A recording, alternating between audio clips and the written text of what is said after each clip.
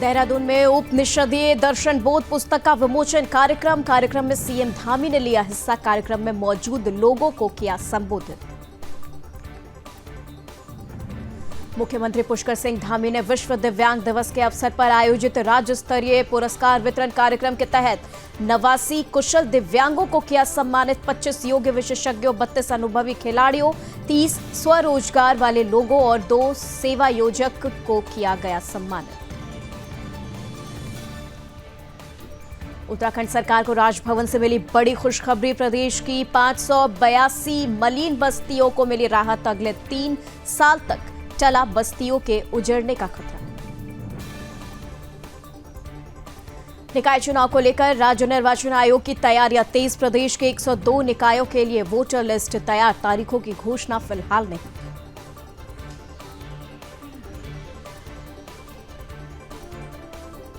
उत्तराखंड में 38वें राष्ट्रीय खेलों का आयोजन 28 जनवरी से 14 फरवरी तक होंगे राष्ट्रीय खेल। आईओए ने दी राष्ट्रीय खेलों को हरी झंडी। उत्तराखंड में सॉलिड वेस्ट मैनेजमेंट के तहत कई अहम प्रोजेक्टों की हुई शुरुआत। कूड़े के सेग्रीगेशन से करोड़ों की कमाई के साथ किया जा रहा बिजली का निर्माण। विधानसभा अध्यक्ष ऋतु खंडूरी भूषण ने कोटद्वार विधानसभा के लाल पानी क्षेत्र में मां शक्ति फाउंडेशन के संचालित नशा मुक्ति केंद्र में बतौर मुख्य अतिथि लिया हिस्सा। ऋतु खंडूरी भूषण ने नशा मुक्ति केंद्र संचालक के नाम का बताया सराहनीय। लालकुआं नेशनल हाईवे पर हुआ हादसा। खराब खड़े ट्रक में घुसी कार। हादसे में कार के उड़े परखच्चे। कार सवार 2 लोग बुरी तरह से घायल।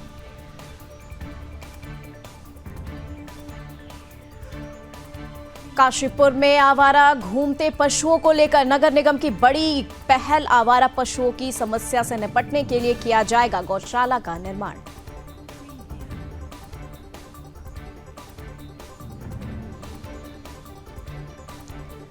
और यातायात नियमों का उल्लंघन पड़ेगा भारी। ड्रोन कैमरों और इंटरसेप्टर वाहनों की मदद से की जा रही निगरानी। नियम उल्लंघन करने वालों पर सख्त कार्रवाई।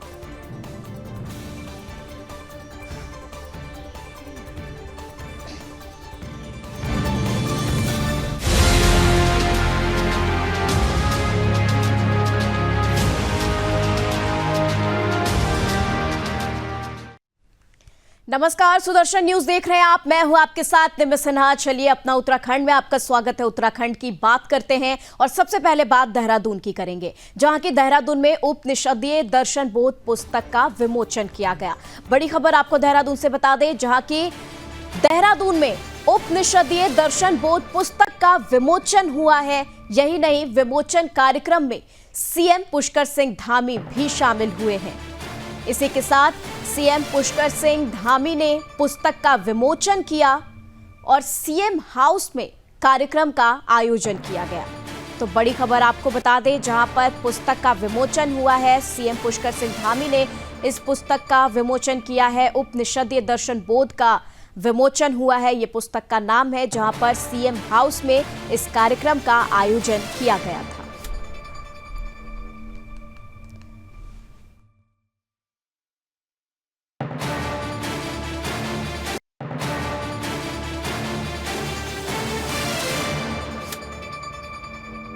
पुस्तक का विमोचन किया है सीएम हाउस में। इस कार्यक्रम का आयोजन किया गया। बड़ी खबर आपको बता रहे हैं, जहां पर पुस्तक के विमोचन में सीएम पुष्कर सिंह धामी शामिल हुए। पुस्तक का विमोचन उन्होंने किया है। सीएम हाउस में इस कार्यक्रम का आयोजन किया गया।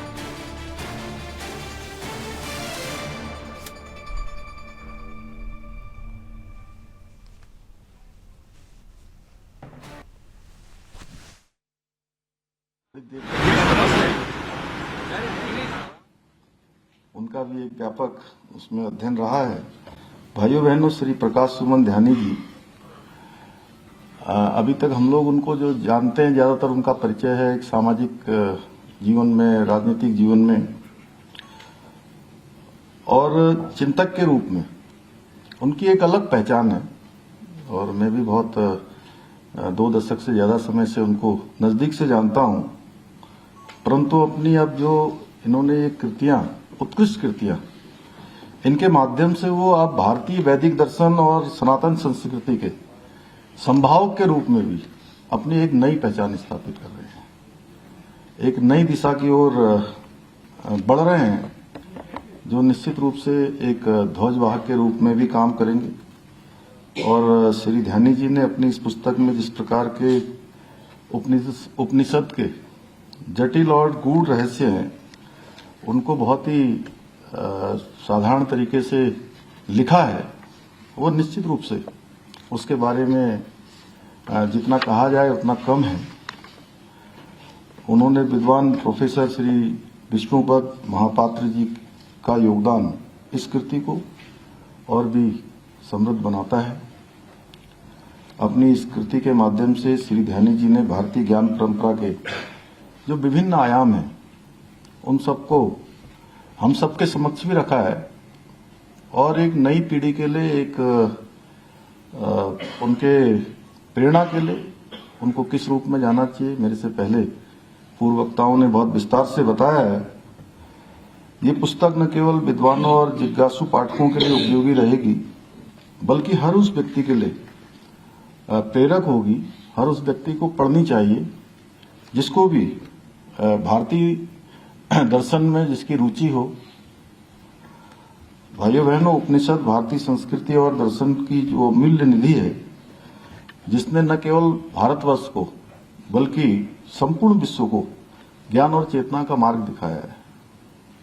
अभी कुछ दिनों से मैंने ये प्रयास किया है कि स्वामी विवेकानंद जी ने जो शिकागो सम्मेलन में भाग लिया, अपना व्याख्यान दिया, और व्याख्यान देने के बाद जब वो वापस लौट कर आए, कोलंबो में, जाफना में, अनेक स्थानों पर जो उन्होंने अलग अलग विषयों पर अपने व्याख्यान दिए, उन व्याख्यानों को मैं पढ़ रहा था, तो तब ध्यान में आता है कि वास्तव में जो हमारा जो भारतीय ज्ञान परंपरा है, वो संपूर्ण विश्व को एक रूप में मानने वाली है, पूरे दुनिया को एक वसुधैव कुटुंबकम के रूप में मानने वाली है। आज तमाम प्रकार की बातें चलती हैं और हम इसमें थोड़ी देर के लिए सोचें। स्वामी विवेकानंद जी ने उसमें लिखा है, उनके व्याख्यान में है कि एक हमारा जो, जिसके बारे में अभी गणी भाई कह रहे थे कि हमने हिंदू स्टडी सेंटर दून विश्वविद्यालय में खोलने का निर्णय लिया है, जिस पर शोध होगी, रिसर्च होगी। ये दर्शन और ये विचार एक ऐसा विचार है जिसने सबको जगह दी है। कहीं पर आज हम बांग्लादेश की स्थिति को देख रहे हैं। मैं उसमें बहुत विस्तार में नहीं जाना चाहता हूं, लेकिन हमने अगर किसी ने यहां चर्च बनानी है तो उसको चर्च बनाने के लिए जगह दी पहले। किसी ने मस्जिद बनानी है, मस्जिद बनाने के लिए भी यहां जगह दी। लेकिन कहीं पर अगर मंदिर है और वहां पर संख्या कम हो गई तो किस प्रकार से उत्पीड़न हुआ है, किस प्रकार का अन्याय हुआ है, ये हम सब लोगों ने इतिहास में भी देखा है। और पूज्य स्वामी जी ने भी जो है अपने व्याख्यानों में इन सब का उल्लेख किया है। तो भाइयों बहनों, उपनिषद में हमारे ऋषि मुनियों ने जो जीवन है, सत्य, आत्मा, ब्रह्मा और मोक्ष से गूढ़ विषयों को बहुत ही सरल और वैज्ञानिक तरीके से उसको प्रस्तुत किया है। उपनिषद न केवल आध्यात्मिक चिंतन के स्रोत हैं, बल्कि ये मानवता को एक व्यवहारिक जीवन दृष्टि भी प्रदान करते हैं। और जिस प्रकार से आज हम ज्ञान विज्ञान आगे बढ़ रहा है, अभी आदरणीय कोश्यारी जी ने हमको 2 AI के बारे में बताया, आर्टिफिशियल इंटेलिजेंस और आध्यात्मिक इंटेलिजेंस। तो जिस प्रकार से आज ये ज्ञान विज्ञान आगे बढ़ रहा है, तब जो उपनिषदों का जो ज्ञान है, हमारे वेदों का ज्ञान है, वो हमारे लिए और भी प्रासंगिक हो जाता है। क्योंकि जैसा रितु जी ने बताया कल की घटना के बारे में कि आज जीवन में जो कंपटीशन बढ़ रहा है, प्रतिस्पर्धा हो रही है, मानसिक तनाव है, भौतिकवाद की चकाचौंध है। और इस सब के बीच में हमें आत्मा और ब्रह्मा की जो खोज है वो निश्चित रूप से हमको प्रेरणा देने का काम करेंगे। और श्री ध्यानी जी ने ये पुस्तक न केवल हमारे युवाओं को जो भारतीय संस्कृति के मूल तत्व हैं न केवल उनको जोड़ने का काम करेगी, बल्कि सभी को आत्मचिंतन के लिए, आत्म विकास के लिए और स्वयं की खोज के लिए भी प्रेरित करेगी। और सच में हम सभी को लिखना तो बहुत अच्छा है, अगर लिख नहीं पाते हैं तो पढ़ना जरूर चाहिए, क्योंकि ये जो इस प्रकार की पुस्तकें हैं, ये पुस्तकें हमारे दिमाग को खुराक देने का काम करती हैं। भाइयों बहनों, हम सभी जानते हैं हमारा प्रदेश देवभूमि होने के साथ साथ आध्यात्मिक चिंतन का भी एक महत्वपूर्ण केंद्र भी है। इसीलिए आदि शंकराचार्य जी, स्वामी विवेकानंद जी ने हमारे राज्य की पूरी यात्रा करी। यहाँ पर अनेक स्थान हैं, अल्मोड़ा से लेकर अनेक उनके जो ग्रंथ, वो पुस्तकें लिखी गई हैं, उसमें उसका विस्तार से उल्लेख है। तो चलिए इसी के साथ खबरों में आगे बढ़ रहे हैं और बता दें, विश्व दिव्यांग दिवस पर उत्तराखंड के कई हिस्सों में कार्यक्रमों का आयोजन किया गया। इसी बीच देहरादून में भी विश्व दिव्यांगों दिवस का आयोजन किया गया है, जहां पर सीएम धामी ने बतौर मुख्य अतिथि यहां पर हिस्सा लिया। इस दौरान सीएम ने दिव्यांगों को हर संभव सुविधा मुहैया कराए जाने के निर्देश भी दिए। इसके साथ ही सीएम धामी ने क्या कुछ कहा, चलिए सुनते हैं। हमारे राज्य लेवल पे वो सभी सम्मानित खिलाड़ी किसी भी प्रकार की असुविधा का सामना न करना पड़े। ये हमने सभी प्रकार के जो भी हम नियोजन करने वाले हैं, उन सभी में हमने इस प्रकार का प्रावधान कर दिया है कि आप सबकी सुविधा के अनुरूप उसका निर्माण कार्य हो। भाइयों बहनों, हमारी सरकार दिव्यांगजनों का समग्र विकास सुनिश्चित करने हेतु अनेक योजनाएं प्रदेश के अंदर संचालित कर रही है। हमारी सरकार द्वारा दिव्यांगजनों को अलग अलग कैटेगरी में विभिन्न प्रकार की 5 पेंशनें इस समय दी जा रही हैं, जिनके माध्यम से प्रदेश के करीब 1 लाख दिव्यांग भाई बहन लाभान्वित हो रहे हैं। वर्तमान में प्रदेश में दिव्यांगजनों को प्रति माह 1500 रुपए पेंशन तथा जन्म से दिव्यांग बच्चों को माता पिता के 18 वर्ष तक प्रति माह 700 रुपए का भरण पोषण अनुदान दिया जा रहा है। ग्रामीण क्षेत्रों में कृषि कार्य करने पर, दुर्घटना बस दिव्यांग हो जाने पर 1200 रुपए प्रति माह की पेंशन दी जा रही है। 21 वर्ष की आयु होने के बावजूद 4 फुट से कम ऊंचाई वाले व्यक्तियों को भी 1200 रुपए प्रति माह पेंशन दिए जाने का प्रावधान किया गया है। दिव्यांगजनों को विशिष्ट पहचान पत्र जारी कर सरकारी कल्याणकारी योजनाओं की पहुंच उनके लिए सुनिश्चित की जा रही है। इसके साथ ही दिव्यांगजन से विवाह करने पर 25,000 रुपए की धनराशि दिव्यांग दंपति को प्रोत्साहन स्वरूप प्रदान की जा रही है। हम प्रार्थना करते हैं कि कृपया दीप प्रज्वलन के साथ आज के कार्यक्रम का सभी लोग कृपया पीछे हम इसी प्रकार आगे बढ़ते हैं।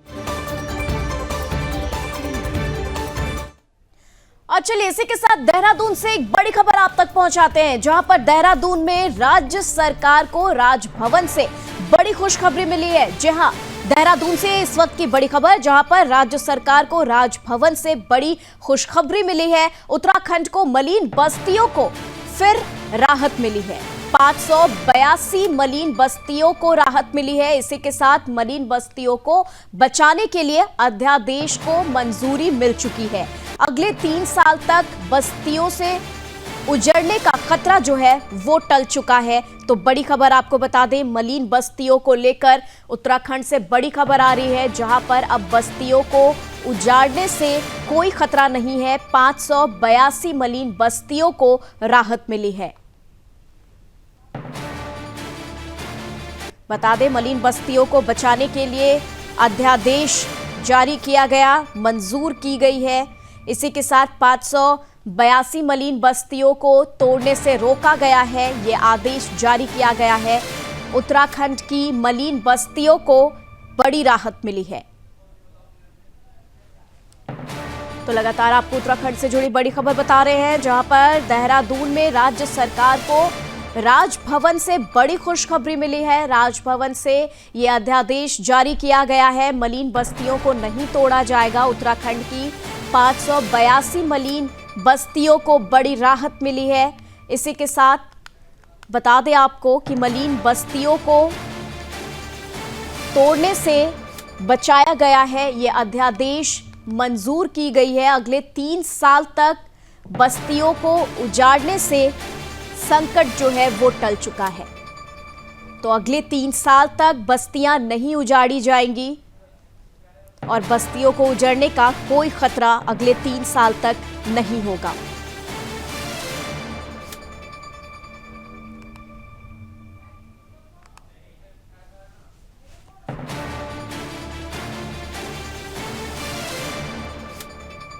तो उत्तराखंड से बड़ी खबर, जहां की देहरादून में बता दें आपको, राज्य सरकार को बड़ी खुशखबरी मिली है राजभवन से, जहां पर 3 साल तक, अगले 3 साल तक किसी भी बस्तियों को नहीं तोड़ा जाएगा। इसको लेकर आदेश जारी किया गया है। वहीं 582 बस्तियां ऐसी हैं जिसे तोड़ने से मना किया गया है। ये मलिन बस्तियां वैसी ही रहेगी, इसे नहीं हटाया जाएगा। तो ये बस्तियों को उजाड़ने का बड़ा खतरा जो है वो टल चुका है।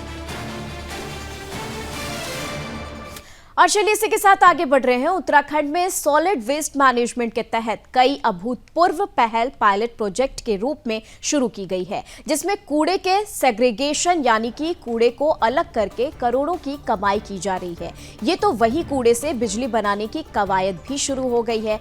ये भी बता दें, सेग्रीगेशन के तहत पहले कूड़े को अलग अलग कैटेगरी में बांटा जाता है, जिसमें से रिसाइकल करने वाली चीजों को निकालकर उससे इनकम जनरेट की जाती है। इसी को लेकर शहरी विकास के एडिशनल डायरेक्टर ललित नारायण मिश्रा ने बताया कि जब से इस प्रोजेक्ट के जरिए पिछले 3 सालों में 1 करोड़ से ज्यादा का रेवेन्यू जनरेट किया गया है, यानी हर साल 25 से 30 लाख रुपए की कमाई कूड़े से ही की जा रही है।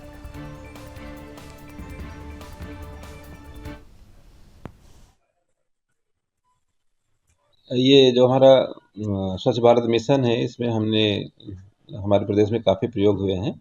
और मैं बताना चाहूँगा कि जैसे जोशीमठ में उन्होंने पिछले 4-5 सालों में 1 करोड़ से अधिक की आय जनरेट की है, ये एक मिसाल बनी है।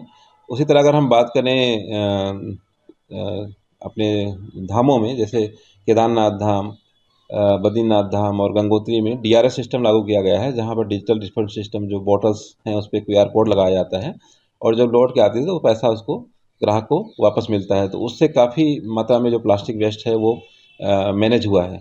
इसी तरह अगर हम बात करें बागेश्वर की, तो वहाँ पर इस प्रयोग के तहत महिलाओं ने कमान संभाली है और उन्होंने एक कंप्लीट सॉल्यूशन कचरा उठान का और कचरा निस्तारण का दिया है।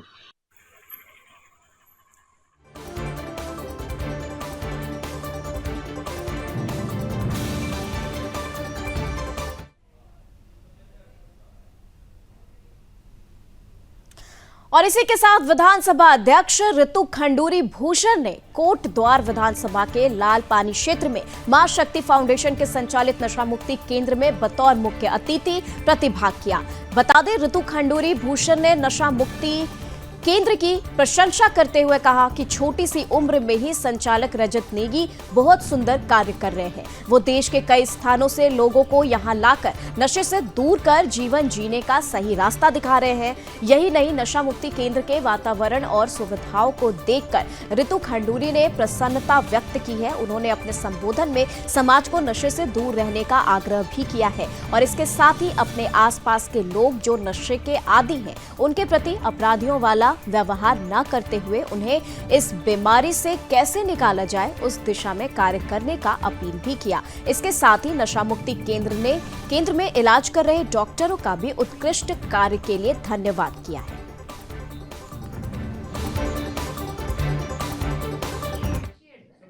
मैं आज आज माँ शक्ति फाउंडेशन में आई हूँ और मैं नेगी परिवार को, खासकर रजत को, बहुत सारी शुभकामनाएं और बधाई देना चाहूँगी। इतनी छोटी सी उम्र में ये तो संभले ही, इन्होंने ये बीड़ा उठाया है कि देश में जो भी बच्चे उनकी मदद चाहेंगे एडिक्शन से डी एडिक्ट होने का, उनको ये मदद करेंगे। बहुत ही सुंदर माहौल है, एनवायरनमेंट बहुत अच्छा है, साफ़ सुथरी जगह है, बहुत वाइब्रेंट जगह है, अच्छी एनर्जी है इस जगह पे। और मुझे बहुत खुशी हुई, एक अरुणाचल प्रदेश से एक बच्चे को मैं यहाँ मिली और मुझे बहुत प्रसन्नता हुई जब उस बच्चे ने कहा कि मैं यहाँ से ठीक होके गया।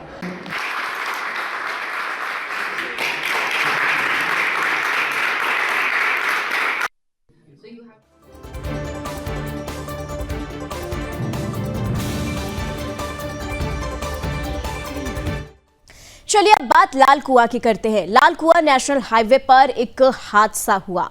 आपको बता दें, बड़ी खबर लाल कुआं से, जहां की नेशनल हाईवे पर यह हादसा हुआ है। खराब खड़े ट्रक में कार घुस गई। हादसे में कार के परखच्चे उड़ गए। यही नहीं, कार सवार 2 लोग बुरी तरह से घायल भी हो गए। तो बड़ी खबर आपको बता दें लाल कुआं से, जहां पर एक ट्रक जो रास्ते में खड़ी थी उस पे एक कार घुस गई। हादसे में कार के परखच्चे उड़ गए और उसी के साथ कार सवार 2 लोग भी बुरी तरह से जख्मी हो गए हैं।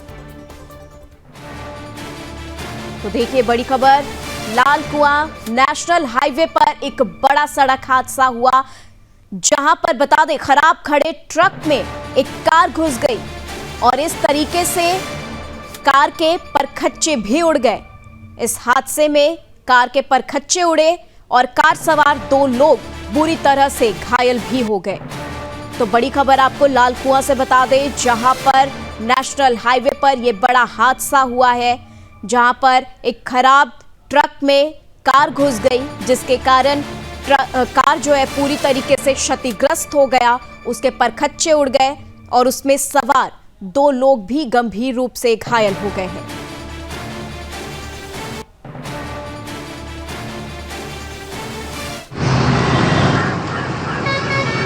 सेंचुरी को भी पत्राचार किया जाएगा कि, और उसमें मुख्य रोल जो है विकास प्राधिकरण का ही रहेगा कि क्या उनकी नियमावली पर रखे गए हैं करके। एनएच को लिखा जाएगा कि भाई ये जो आपके द्वारा ये एक लेन से दूसरी लेन को जा रहे हैं, इनमें की वैधानिकता के अनुसार इसको देखें, अगर यह वैधानिकता में नहीं है तो इसे बंद कर दें करके पत्राचार किया जाएगा।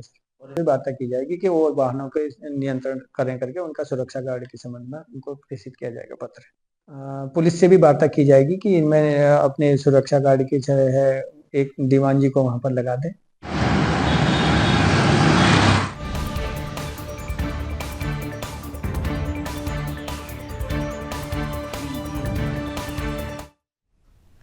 और देखिए अगली खबर जो है वो पंतनगर से आ रही है। पंतनगर के जंगल में शव मिलने से यहां पर हड़कंप मच गया।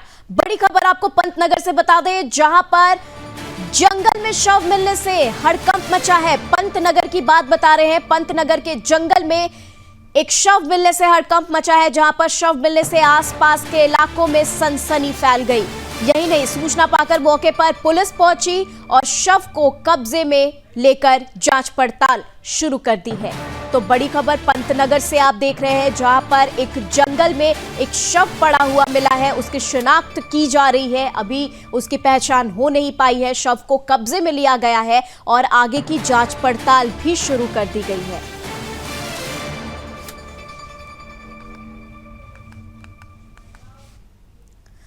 और इसी के साथ खबरों में आगे बढ़ रहे हैं। सरकारी नौकरी लगाने का झांसा देकर ठगी का मामला सामने आ रहा है। बता दें, ठगी करने वाले अंतर्राज्यीय गैंग के दूसरे सदस्य को पौड़ी पुलिस ने कोलकाता से धर दबोचा है।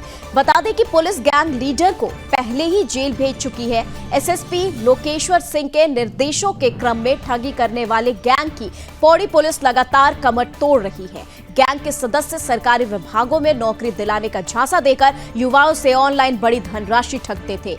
इस मामले में कोटद्वार के मयंक नेगी ने एक शिकायती प्रार्थना पत्र दिया था, जिसमें बताया गया है कि दिल्ली निवासी सतीश कुमार, दिल्ली निवासी सुब्रत रॉय ने उससे ईस्टर्न रेलवे में ग्रुप सी की नौकरी लगाने के नाम पर धोखाधड़ी कर फर्जी नियुक्ति पत्र और ईस्टर्न रेलवे का आई कार्ड देकर 30,70,550 50 रुपए ठग लिए हैं। इस शिकायती प्रार्थना पत्र के आधार पर कोतवाली कोटद्वार ने केस दर्ज किया है। पुलिस टीम ने तुरंत सर्विलांस की मदद और अन्य प्रयासों से इस धोखाधड़ी में संलिप्त दूसरे आरोपी सुब्रत राय को कोलकाता से गिरफ्तार भी कर लिया है। आरोपी से पूछताछ में पता चला है कि वो उत्तराखंड के अलावा कई राज्यों जैसे कि हरियाणा, पंजाब, बिहार के युवाओं से पैसे लेकर सरकारी नौकरी लगाने के नाम पर फर्जी नियुक्ति पत्र बांटता था।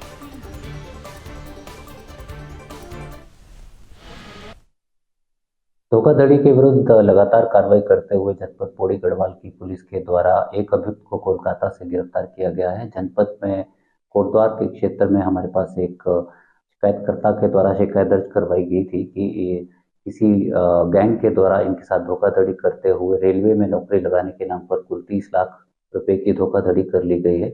इसका संज्ञान लेते हुए हमारे द्वारा कोतवाली कोटद्वार में मुकदमा पंजीकृत किया गया। इसमें जांच करने के उपरांत हमारे पास ये तथ्य प्रकाश में आए कि इसमें 2 व्यक्ति हैं जो इस गैंग को संचालित करते हैं, जिसमें एक सदस्य को दिल्ली से हमारे द्वारा गिरफ्तार किया गया।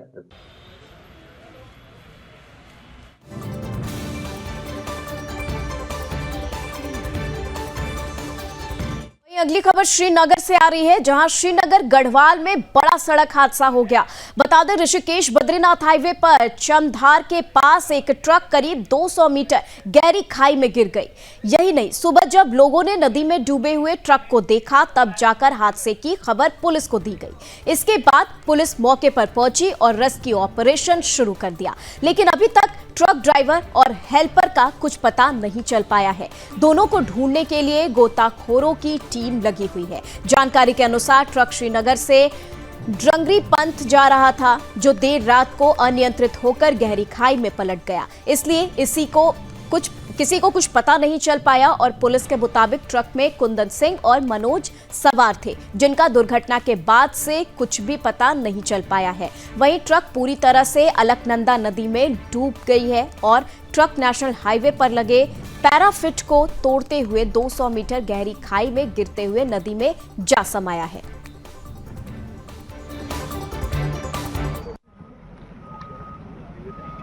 ये हमें अभी सूचना मिली है, देर रात्रि की घटना बताई जा रही है। इसमें एक डंपर में 2 लोग थे। इन लोगों ने ये यहाँ चौधरी ढाबा में डैम कॉलोनी के पास खाना खाया, फिर वापसी आ रहे थे ये लोग और डंपर खाली था, तो संभवतः यहाँ आकर के दुर्घटना हुई है। और SDRF की टीम और हमारी जल पुलिस वगैरह सब मौके पे ही है, रेस्क्यू अभियान चल रहा है। इसमें ये जहाँ घटना हुई है ये बहुत गहरा है काफी यहाँ पर पानी, और ऊपर से कुछ दिखाई नहीं दे रहा है और कुछ तेल ऐसा दिख रहा है कि तेल है नदी में पड़ा हुआ ना। तो बाकी जल पुलिस भी मौके पे ही है, SDF भी हमारे मौके पे ही है और सर्चिंग अभियान चल रहा है। मामला ये है सर, कल देर रात को ये ट्रक गिरा हुआ है। हमें सूचना आज सुबह मिली है, तो जैसी हमें सूचना मिली हमारी टीम मूव हुई है और घटना स्थल पर उपस्थित है। सर्चिंग की जा रही है। सर्चिंग के दौरान पता चला है कि ट्रक पूरा पानी के अंदर है और 2 व्यक्ति इसमें बताए जा रहे हैं।